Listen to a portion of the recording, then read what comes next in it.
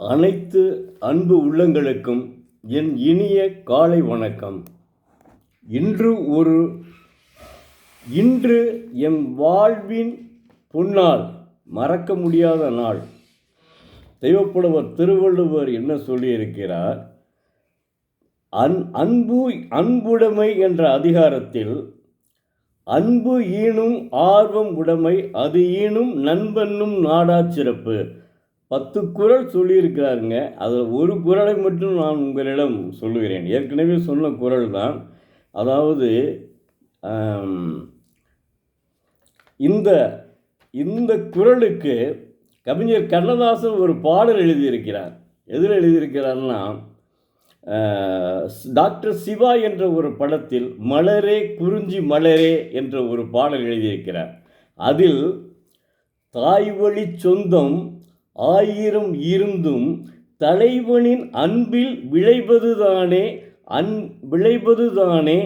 உறவென்னும் சாம்ராஜ்யம். பாருங்க, நல்லா அருமையாக இருக்கு, எழுதியிருக்கார் பாருங்க. தாய்வழி சொந்தம் 1000 இருந்தும் தலைவனின் அன்பில் விளைவதுதானே உறவென்னும் சாம்ராஜ்யம். அந்த உறவென்னும் சாம்ராஜ்யத்திற்கு வித்திட்ட நாள் இன்றைய நாள். இது என்னுடைய 38வது திருமண நாள். அதற்காகத்தான் இதை சொல்லுகிறேன். என்னுடைய 38வது திருமண நாள்.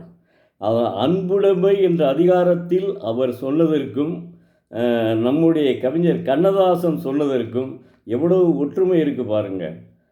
தாய்வழி சொந்தம் 1000 இருந்தும் தலைவனின் அன்பில் விளைவதுதானே உறவென்னும் சாம்ராஜ்யம். நேற்று கூட ஒரு டிவியில் தொலைக்காட்சியில் ஒரு நாடகத்தில் இதான் நம்ம சாம்ராஜ்யம்ப்பா, 3 முடிச்சுன்னு ஒரு நான் பெரும்பாலும் பார்க்க மாட்டேன். அதில் 3 முடிச்சுன்ற ஒரு அதிகாரத்தில் இது நம்ம சாம்ராஜ்யம்ப்பான்னு அந்த பொண்ணு சொல்கிறாப்புல. அந்த சாம்ராஜ்யத்தை உருவாக்கிய நாள் நான், என் மனைவி தான். எங்களுடைய அன்பில் விளைந்தது 2 மகன்கள். அவங்களுக்கு திருமணம் செய்து பேரன் பேத்தியோடு இருக்கிறோம். அதுதான் இன்றைய நாளின் வாழ்வின் மறக்க முடியாத பொன்னாள். வாழ்வின் பொன்னாள் இந்நாள். நன்றி. நாளை மீண்டும் குரலுடன் சந்திப்போம்.